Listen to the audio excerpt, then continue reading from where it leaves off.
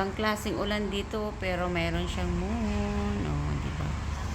Oh, di ba may moon? Pero umulan po talaga. Oh, ayun, umuulan, oh. Basa-basa yung ano. Umulan. Kaya pala kumulog kasi umulan. Ayan. Pero may makita pa kami ng ano.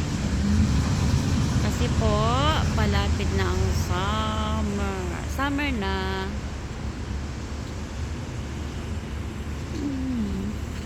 Hindi ko nakita ang umulan kanina. Kulog-kulog lang.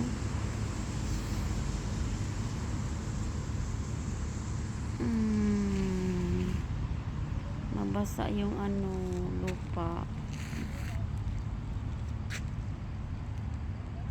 Eid Mubarak. Kaya nakatatak Eid Mubarak.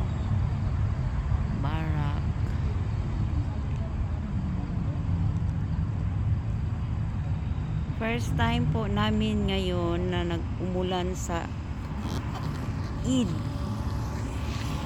Pagkatapos ng Ramadan ay Eid po.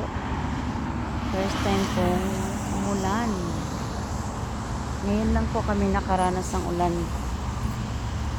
ng Eid. Ayun, nabasa yung sahig kasi umulan. Ayan, nadiligan ang aming halaman. Diba?